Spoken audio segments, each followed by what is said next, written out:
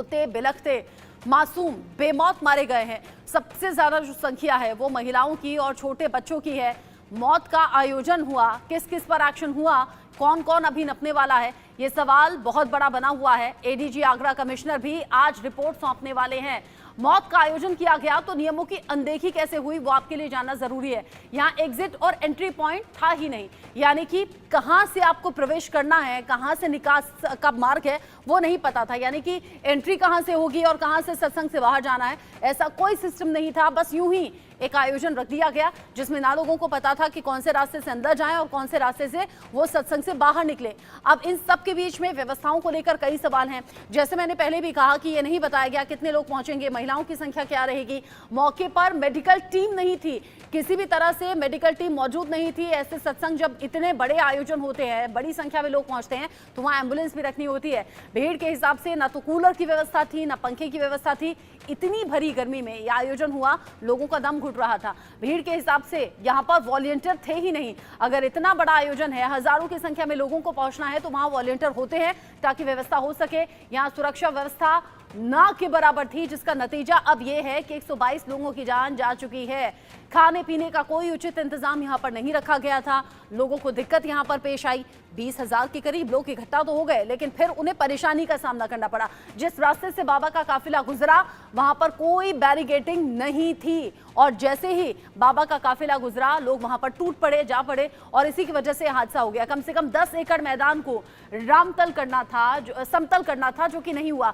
10 एकड़ मैदान जहां पर यह पूरा आयोजन रखा गया उसे समतल होना चाहिए था, यानी कि सपाट होना चाहिए था, जो कि नहीं हुआ। मैदान के चारों तरफ आने जाने का जो रास्ता था वो बनाया जाना था, वो भी प्रॉपर नहीं बना। मैदान के चारों तरफ जहां से लोग आ सकें, जा सकें, ऐसे रास्ते को बनाना चाहिए था, जो कि नहीं था। एंट्री और एग्जिट पॉइंट भी नहीं था, इसका कोई ख्याल नहीं रखा गया। अगर 2 ऐसे रास्ते बना दिए गए होते कि ये आने का रास्ता है, ये जाने का रास्ता है, तो शायद ये ना होता। लेकिन यहाँ कोई एंट्री और एग्जिट पॉइंट नहीं था, जिसकी वजह से ये बड़ा हादसा हो गया। एक बड़ी वजह ये भी है, साथ ही साथ भीड़ बहुत ज्यादा इकट्ठा हो गई।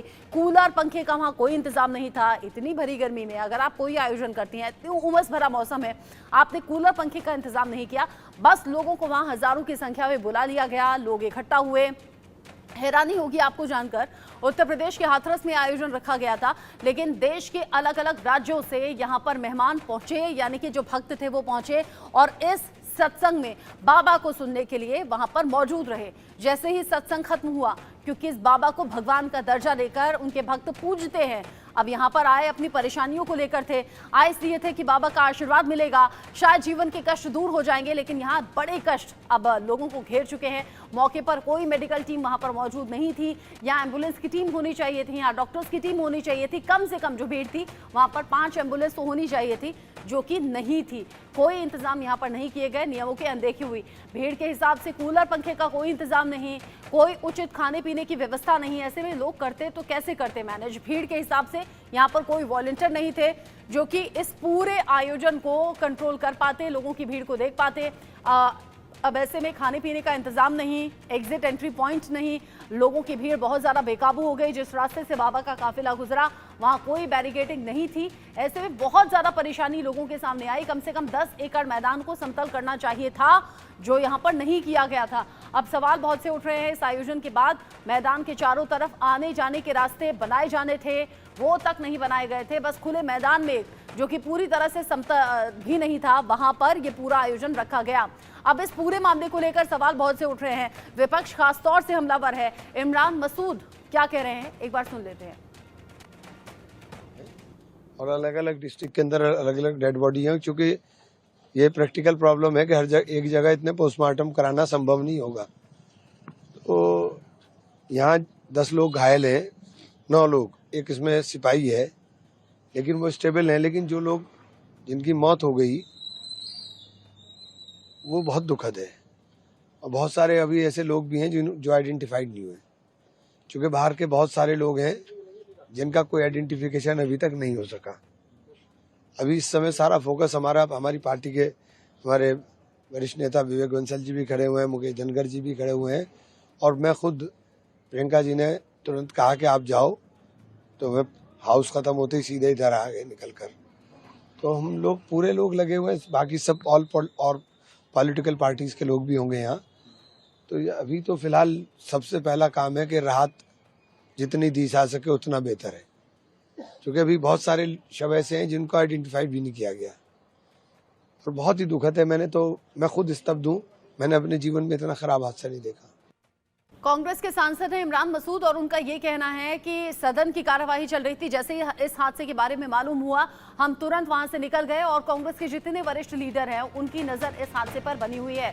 साथ ही साथ एक बड़ा अपडेट भी आप जानिए, सीएम योगी लगातार मॉनिटरिंग इस पूरे हादसे की कर रहे हैं और साथ ही साथ सुबह 9:30 बजे एक हाई लेवल मीटिंग भी सीएम योगी की तरफ से बुलाई गई है। इसमें तमाम अधिकारी मौजूद रहने वाले हैं और इन सभी अधिकारियों से ताजा अपडेट को लेकर जानकारी सीएम योगी के जरिए जुटाई जा रही है। सीएम योगी लगातार जो कि इस मामले पर नजर बनाए हुए हैं, मॉनिटरिंग कर रहे हैं और अब सुबह ये मीटिंग इसलिए बुलाई गई है ताकि मीटिंग में जानकारी अभी ताजा हालात की वो जान सकें और उसके बाद में हाथरस के लिए रवाना होंगे, ऐसी खबर मिल रही है। अभिषेक, इंडिया न्यूज संवाददाता, इस खबर को लेकर ज्यादा अपडेट के साथ में जुड़ गए हैं। अभिषेक, जिस तरीके से ये बेहद खौफनाक और खतरनाक हादसा हुआ है, 122 लोगों की जान अब तक जा चुकी है, क्या कुछ मुख्यमंत्री का आज का कार्यक्रम रहने वाला है? अभी तो मीटिंग बुलाई गई है, हाथरस पहुंचने की टाइमिंग क्या रहेंगी? बिल्कुल 11:30 बजे वो वक्त होगा जब मुख्यमंत्री योगी आदित्यनाथ हाथरस पहुंचेंगे। साथ ही साथ कल से ही जैसे ही हादसे के बारे में जानकारी मिली और अपने आप में बिल्कुल खौफजदा कर देने वाला, दुखद कर देने वाला हादसा है, क्योंकि लोग सिर्फ चरण रज उठाने के लिए इस कदर आगे बढ़े कि वो दलदल में घुसते चले गए और एक के ऊपर एक किस तरह लोगों की जान गई, कुछ लोगों की सांस घुटने से मौत हुई। हालांकि अब पोस्टमार्टम भी होगा, उसके बाद और भी सारी चीजें सामने आएंगी, लेकिन हाँ ये जरूर है कि इस तरह का स्टैम्पेड पिछले एक दशक में कहीं उत्तर प्रदेश में ही नहीं बल्कि पूरे देश में इस तरह का स्टैम्पेड नहीं सुना गया था और ये अपने आप में बहुत ही हृदय विदारक घटना जो सामने आई है, जिसमें लोगों ने बड़ी तादाद में अपने प्रियजनों को खोया है। बड़ी तादाद में बुजुर्ग लोग वहां थे जो बाबा का सत्संग सुनने पहुंचे थे, वो बाबा जिनके बारे में ये जानकारी मिल रही है कि कभी वो इंटेलिजेंस सर्विसेज में हुआ करते थे, यानी यूपी पुलिस की इंटेलिजेंस सर्विसेज में वो हुआ करते थे। वहां से नौकरी छोड़ के वो आध्यात्म की दुनिया की तरफ बढ़े। बाबा की चरण रज छूने के लिए लोग इस तरह आगे लालायित हुए कि एक दूसरे को कुचलते हुए आगे बढ़े और उसमें 122 लोगों ने अपनी जान गंवा दी है। हालांकि वो बाबा जिसे लोग भगवान की संज्ञा देते हैं, उन्होंने इतने घंटे बीत जाने के बाद भी अब तक अपने खुलकर सामने नहीं आए, एक अपने भक्त का आंसू पोंछने सामने नहीं आए। हालांकि ये भी जानकारी मिल रही है कि यूपी पुलिस की कुछ टीम्स बनाई गई हैं जो अलग अलग जगहों पर छापेमारी कर रही हैं। जल्द ही बाबा भी गिरफ्त में आ सकते हैं और ये पहला मौका नहीं है। आपको बता दूं 2022 में यही बाबा है, यानी यही भोले बाबा का नाम कहीं इनको दिया जाता है, कहीं इनको नारायण साकार हरि का नाम दिया जाता है और सूरजपाल नाम से के इस व्यक्ति जो आज आध्यात्म की दुनिया में इतने बड़े कुर्सी पर बैठ गए हैं। 2022 में पैंडेमिक चल रहा था, आपको याद होगा, और उस वक्त भी इस तरह का एक कार्यक्रम फर्रुखाबाद में होना था। परमिशन ली गई, जिला एडमिनिस्ट्रेशन ने 50 लोगों की परमिशन दी, वहां पर 50,000 से ज्यादा लोग पहुंच गए, पूरा शहर चौक हो गया था। पैंडेमिक के दौरान जिला प्रशासन के लिए आफत का सबब बन गया था ये, और उसके बाद एक एफआईआर भी दर्ज की गई आयोजनकर्ताओं पर, जैसा कुछ आज हुआ है। लेकिन ये जानकारी, एक्सक्लूसिव जानकारी हम अपने दर्शकों को बता रहे हैं कि कुछ ही देर में यूपी पुलिस की तरफ से एक एफआईआर और दर्ज हो सकती है जिसमें बाबा का नाम होगा, यानी यही भोले बाबा, नारायण सरकार हरि जिनको नाम दिया जा रहा है, इनका नाम भी इस एफआईआर में होगा, क्योंकि ये पहली नहीं दूसरी घटना है जब इस तरह कानून को ताक पर रख दिया है बाबा ने। वहां पर एंट्री एग्जिट पॉइंट पर पुलिस मौजूद नहीं थी। इंडिया न्यूज के पास पूरा रूट प्लान है, पुलिस का डिप्लॉयमेंट चार्ट है, वहां पुलिस कांस्टेबल्स, सिपाही, यानी कहा जाए police constable, sub inspector, CO rank के अधिकारी बाबा के अवभगत के लिए चौराहों पर खड़े थे। अच्छा अभिषेक, आपने कहा कि बाबा ने इससे पहले भी कानून हाथ में लिया है, इससे पहले भी नियमों की धज्जियां उड़ाई हैं, क्योंकि सोशल मीडिया पर कल से लेकर आज तक इस घटना का बहुत ज्यादा जिक्र है। अभी एक वीडियो मेरे सामने आया है और बहुत जल्द उसे टीवी पर उतारने की भी हम कोशिश करेंगे, जो कि राजस्थान के भरतपुर का है, इसी साल का बताया जा रहा है और इसमें भी बहुत ज्यादा भीड़ है, इसी तरीके से गाड़ी गुजर रही है, काफिला, इसी तरीके से भक्त दौड़ रहे हैं। यानी कि ऐसा पहली बार नहीं है कि गाड़ी जा रही थी, बाबा जा रहा था, उनकी पैरों की धूल धूल लेने के लिए लोग भागे। इससे पहले भी इस तरह की कोशिश भक्तों के जरिए हुई है।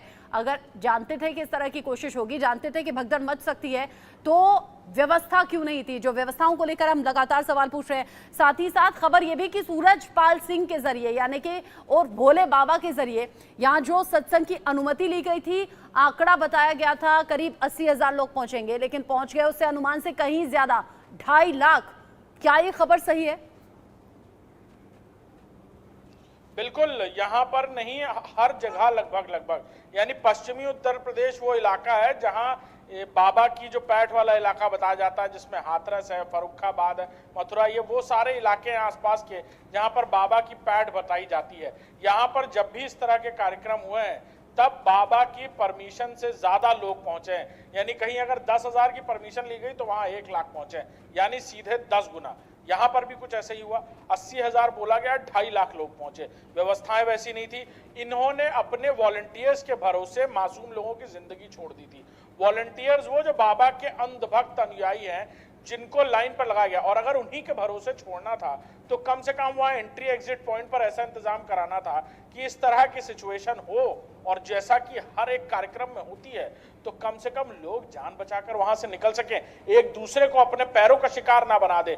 लोग तड़प तड़प कर अपनी जिंदगी खोई, कल लोगों ने खोई है वहां पर। लोग एक दूसरे के पैरों के नीचे कुचल कर अपनी जान गंवा बैठे हैं, सिर्फ बाबा की चरण रज छूने के लिए। यानी किसी का पैर छूने के लिए लोग सीधे मौत, लोग आए थे इसलिए कि परेशानियां दूर हो जाएंगी, कष्ट दूर कर देंगे बाबा, लेकिन यहाँ बाबा ने जिंदगी से ही दूर कर दिया, जिंदगी छीन ली। 122 लोगों की जान अब तक जा चुकी है। अभिषेक, बहुत शुक्रिया आपका ये सभी अपडेट्स हमारे दर्शकों तक पहुंचाने के लिए। लेकिन नजर आप रखिएगा, क्योंकि ऐसे कई पहलू हैं जो अभी तक अनछुए अनसुने हैं, और वो सभी जानकारियां हम दर्शकों तक पहुंचाएंगे। मनोज चार, जो कि हाथरस से इंडिया न्यूज संवाददाता जानकारी दे रहे थे, जिला अस्पताल के बाहर मौजूद थे।